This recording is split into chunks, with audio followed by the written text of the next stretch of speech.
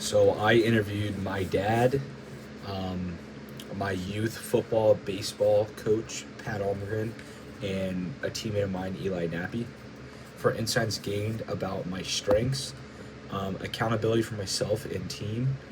I stepped up as a leader as a sophomore on a team who lacked leadership and did the best I possibly could and attacked it with everything.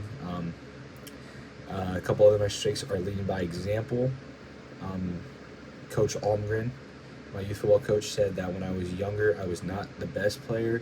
I mean, I never, I'm not gonna lie, I didn't play at all. I was not the star player, nowhere near it. But I always worked. I was fearless.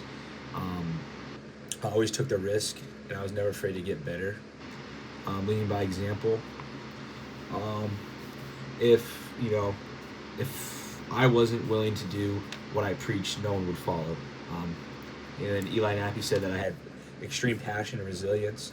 Um, I'm, I had a lot of injuries in college so far, and he said that I'm always pushing through those to get back on the field because that's what the team needs.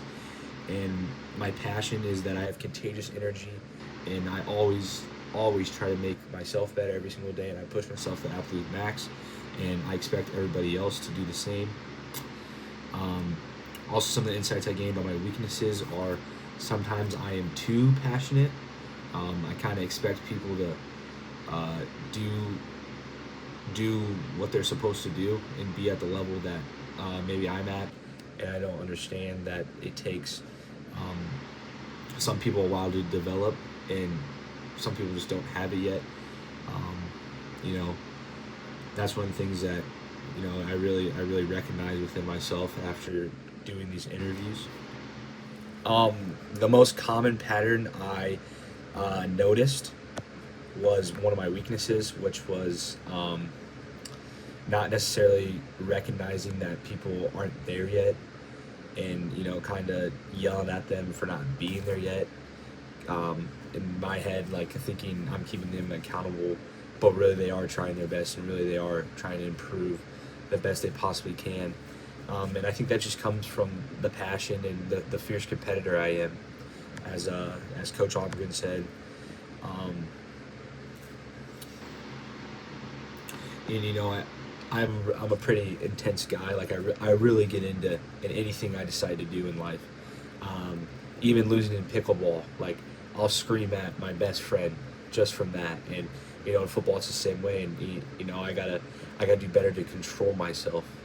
Leading by example. I don't want everybody else to scream at everybody when something goes wrong. It needs to be positive encouragement and push them to get better instead of yelling at them when they're not doing their best.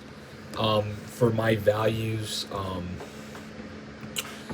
for my leadership values, they kind of all three said separate things, but they tie into the aspect of me desiring for others to be the best possible versions of themselves.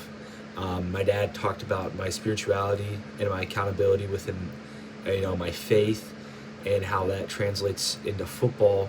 If I'm accountable in my faith when no one's watching besides God, that allows me to be accountable within my sport, and my leadership style, of always doing the right thing when no one's watching. Eli Nappy talked about how, I'm always holding people accountable, and I'm not afraid to spread my opinion on someone if they're not doing their job. It's kind of one of my greatest strengths, but also one of my greatest weaknesses.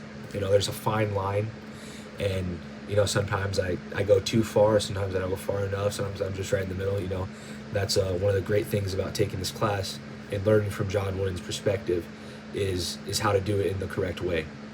Um, Coach Almgren, my youth football coach, um, he talked about my desire for others to get better, in whatever way possible.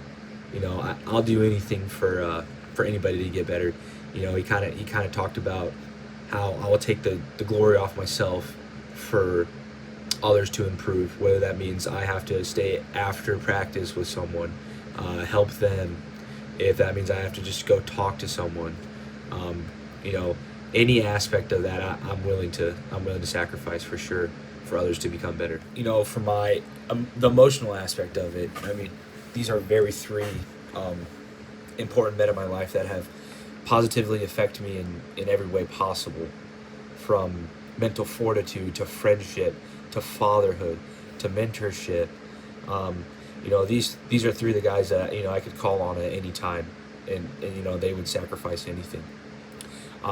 It's pretty reassuring in life that I have people like this that believe in me and tell me my strengths, but they're also willing to tell me my weaknesses and where I need to improve. And I'm forever grateful for these three men.